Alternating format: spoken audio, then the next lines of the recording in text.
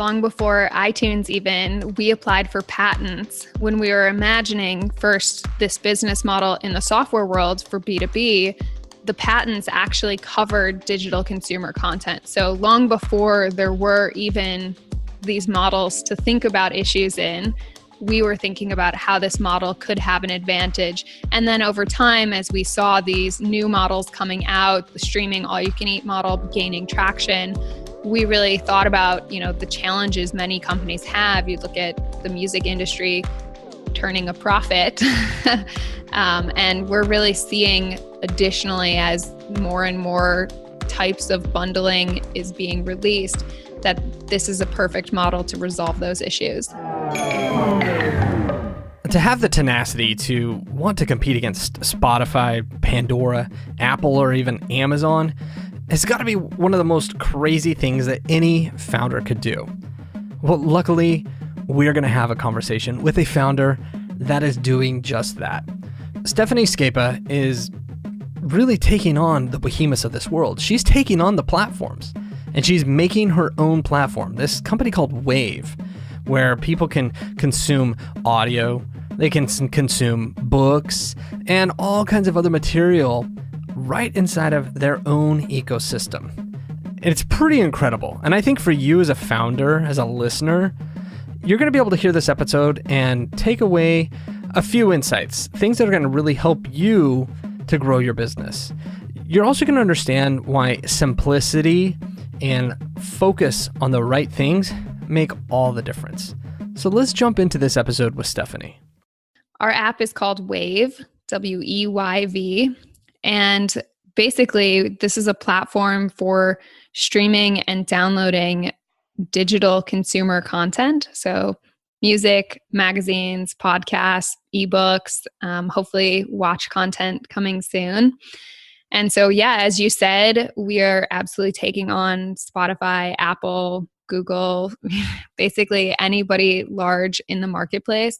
And the challenge for sure, as you mentioned, is the investment just to get started. So when you're going after not just one industry like music, but multiple where you've got ebooks and magazines in addition, there is some investment needed to be available in order to have the content that is necessary to compete and the development in order to really make your app something competitive in the marketplace. So what made you decide to do this? Because this isn't a normal entrepreneur type of It's decision. a wonderful question. So the history of WEYV is that we have a parent company that owns us, and that company is named Altair. And Altair applies this business model in the B2B, the business to business segment for software. So Altair is basically a company that has been around 30 plus years and has had quite a bit of success in the simulation and visualization software space. So if you think, designing and simulating planes, trains, automobiles, even your Nike shoes use our software. And so the idea of distributing the software under this business model has been applied now within the Altair ecosystem for 20 years or so. And the next step that Altair took was adding third-party software applications that could be distributed under the same model. It's a units-based model. And so that's been around for about 10 years now. And since we've had such a great success with the B2B market, we really looked out and saw the consumer market and thought about how there are many challenges in the way other players are trying to go to market with all these different types of content. And this model helps resolve that. So if you look at, as an example, a company that does bundling of multi-content, because that's one of the things we really feel like consumers want. Many consumers are not just purchasing streaming for music. They also have video and ebooks and potentially magazines and so forth. And so the challenge, if you look at Amazon, who does bundling as well, is they can't release the full catalog of music under their model, as an example for Prime Music, because the cost to them is too high. And the same thing with video. Everything that they put under the Prime portfolio there is limited because everything ends up being a cost to them, and there's no way to distinguish between the different levels of the content. So when you've got a flat bundle, even if it's just music, if it's an all-you-can-eat model, every piece of content is effectively priced at the same price point, which makes it a very challenging model to grow and allow over time here the discrepancy. So for us, what we've looked at is a units model where you can price the content at different levels. So some of our magazines are 10 WEYV units, others are 5, but it's all about simultaneous usage. And so you get sort of that all-you-can-eat aspect of being able to have access to the entire portfolio, but it's all about what you're trying to do at one time and with your group. Okay, that's interesting. So did you guys spot the weaknesses in the Amazon ecosystem, or be it in other platforms, and say this is something you wanted to tackle? Or how did you come about making that decision? So actually, it was long before that, long before iTunes even, we applied for patents when we were imagining first this business model in the software world for B2B. The patents actually covered digital consumer content. So long before there were even these models to think about issues in, we were thinking about how this model could have an advantage. And then over time, as we saw these new models coming out, the streaming all-you-can-eat model gaining traction, we really thought about, the challenges many companies have. You look at the music industry turning a profit, and we're really seeing additionally, as more and more types of bundling is being released, that this is a perfect model to resolve those issues. Okay.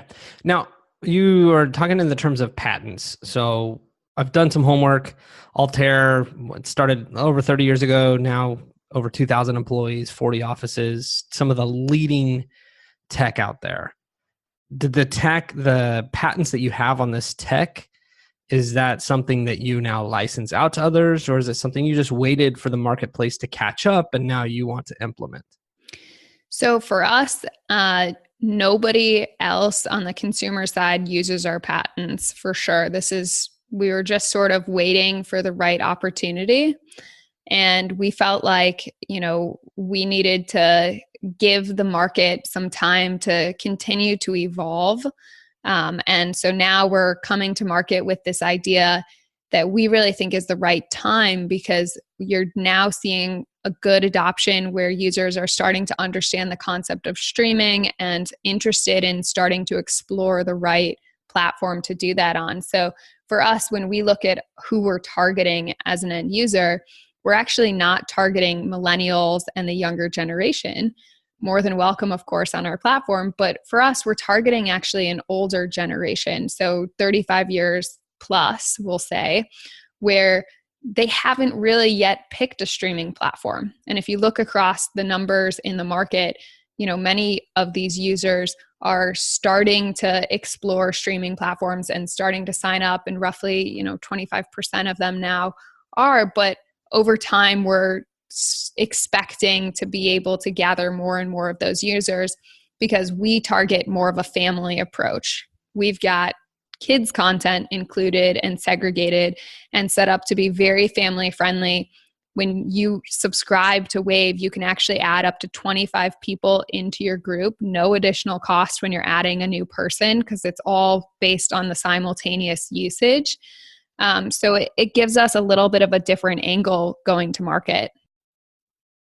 Okay. So a lot of platforms, we use Amazon as an example. They've gone this route where they're buying their own exclusive content.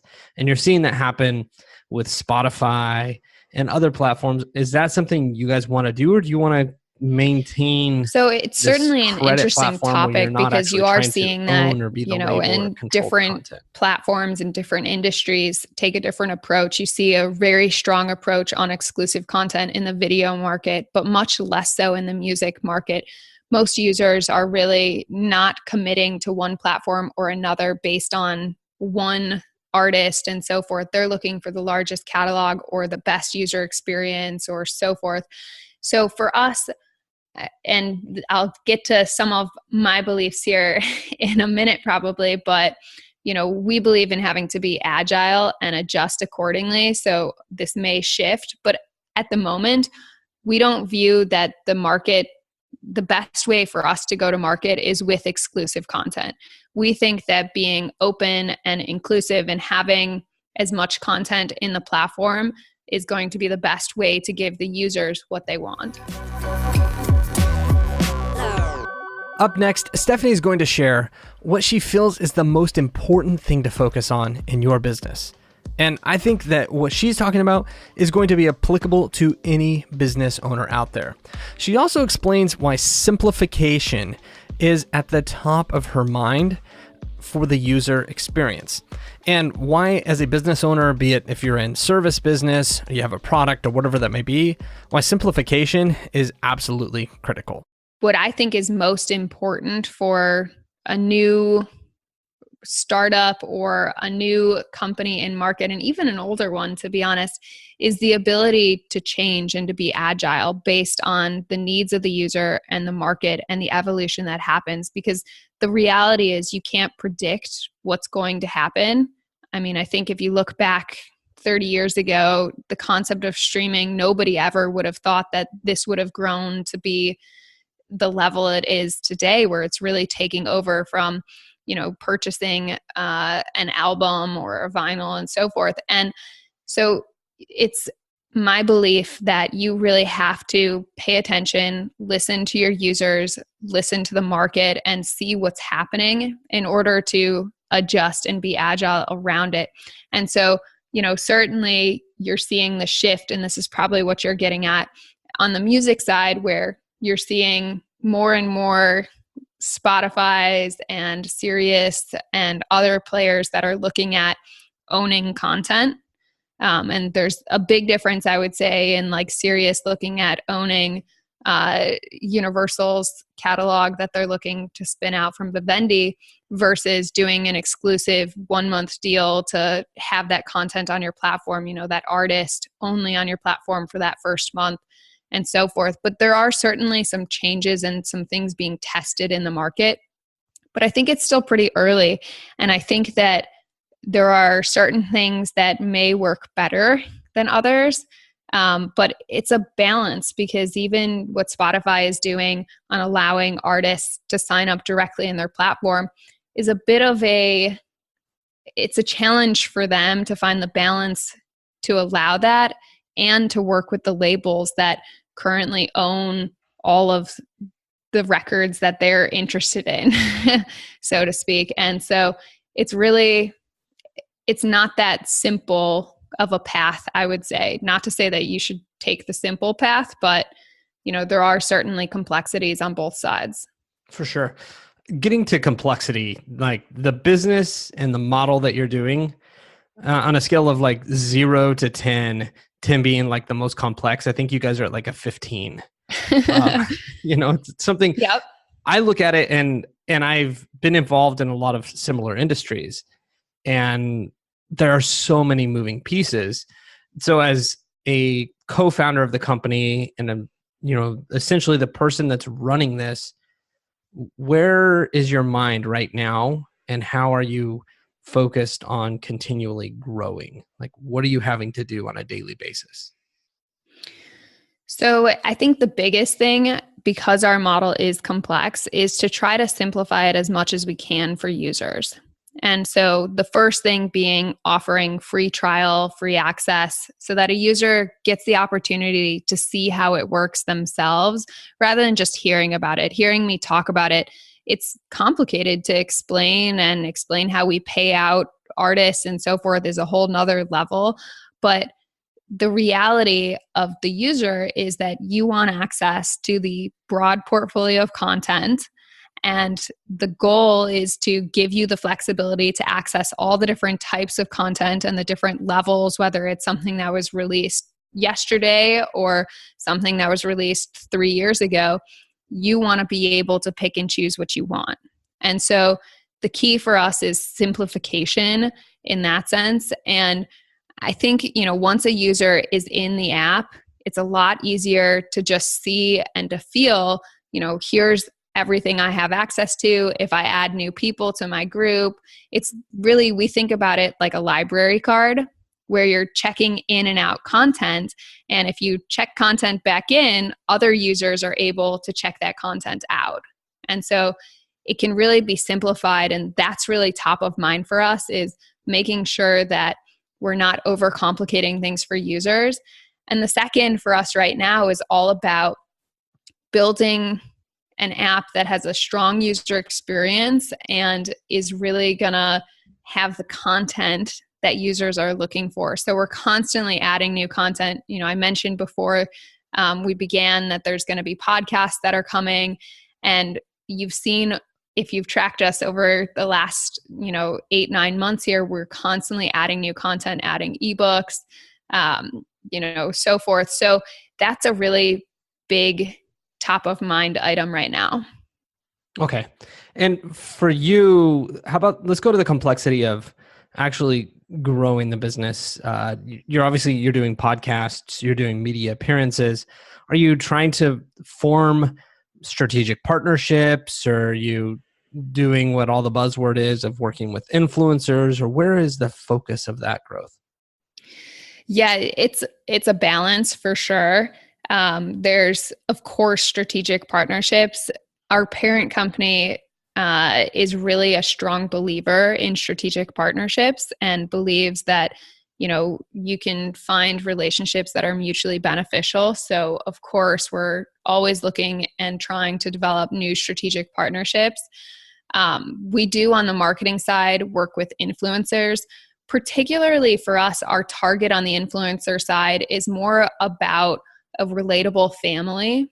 And so it hasn't been really, let's focus on getting the latest, greatest celebrity, and let's focus on real people that have real families that take advantage of the app and are loving us. And so that's been really our target, are more micro influencers, and where we can get good feedback on how to make improvements in the app and how to continue to evolve it. Because for us, we look at this as very much a long-term play where we expect, we're going to continue to evolve and make changes. And we always compare ourselves to the Microsofts of the world, where it may not be perfect out the gate, but we're going to continue to trudge along and make the changes that are required so that we can be the top in the market over time. Okay, that makes sense. Well, Stephanie, this is something for me as a founder and as a business owner. I look at it and so much respect for someone that's willing to jump in and do this. I don't know a lot of people that have the skill that it takes or the tenacity to go all the way in. And so what is it right now? What is the biggest obstacles? What are the biggest obstacles that you're facing? I would say the biggest obstacles we face are trying to determine the right next type of content that's going to be meaningful and balance that with the cost of the content. So, if you think about it, many users, you would think the next type of content based on what we have in the app would be video. And we actually surveyed and discovered that the next type of content that users were most requesting were podcasts. And so that's why we went with podcasts as our next type of content rather than video. But as you start to get into the video, you start to look at a different level of commitment. And so trying to balance the growth of users with the growth on the additional content side is certainly the biggest challenge for us, I would say. Wow. Okay. I think that's something all of us could look at. I was reading something that Derek Sivers, he founded CD Baby, And he said that most of us in the business world are about thinking of ways that we can add to the marketplace or add to whatever it may be. And he said that the real success is when we take away, and that's how we increase our focus. And so it's admirable how you're willing to say, okay, video's not right. Currently, we're going towards podcasts. Yeah, it's a tough choice, but I feel like, hopefully when we release podcasts next month, it'll all be worth it. For sure. What should I have asked you that we didn't get around to? Good question. I think maybe the biggest question you missed is more around the data side. So I think that one of the biggest things as a startup we need to be paying attention to is not just what users are saying, but what they're actually doing. Because even for us, we see a really big discrepancy on what users say they like most about the app and what they use most. And so I think that a good question would have been around, what discrepancies there are and how do you determine those? Because as many people have often said, you have to find the balance of listening to the user and knowing what they want. And I think you can find that with the data. Okay. And what is the key data that you're looking at? If you have like a couple core KPIs, what are those things? The biggest being active users. So looking at, how many users are active in the app, how many users are converting. I mean, the standard ones. But for us, one of the ones that is different is looking at the balance of the different types of content. So how many users and how much time is being spent by users in music versus magazines versus ebooks and soon to be podcasts. And so it's important for us to understand that. And it may not be a reflection of interest. It may be a reflection of how the app is structured and where we're putting people and the attention we're focused on and so forth. And so for us, it's been really interesting to see some of the differences along the way and to adjust accordingly. Okay. Well, Stephanie, this was a great conversation. One that I hope that our listeners check out and they understand the complexities of a business and the importance of simplifying. And then I'm so glad that we had that final piece of understanding the data. WEYV obviously is open to the public. I know that because I downloaded it. I have an account. I've tried it out. Wonderful. So I'm done my homework. I'm doing my part of that. For our listeners on the podcast, they can go to WEYV, WEYV.com. Are there any special tips that you should give first listeners that will help shortcut their learning experience? Well, the biggest one being we're offering a free promo code for 2 months for the first 500 listeners who enter it. So it's BizGrowth, BizGrowth. Excellent. All right. And we'll make sure to put that inside of the show notes for our listeners. And Stephanie, I want to thank you for being a guest on the podcast today. Thank you so much for having me. Having Stephanie on the show and hearing a founder that's taking on the behemoths of the world is incredibly insightful. So one thing that we would love for you to do is to try out her new platform. And you can use promo code BizGrowth to get 2 free months on the WEYV platform. Now, I just want to let you know, we're not affiliates. We're not being compensated. We're just doing this for our listeners. So we have nothing to gain other than us as a community saying, hey, we're really excited about what she's doing, and we want to see how that platform's going to grow. So check out her platform, WEYV, W-E-Y-V, or you can go in the show notes and click on the exact link for the Apple or Google store, and make sure you use the code BizGrowth. And for the first 500 listeners, they're going to get 2 months of free service.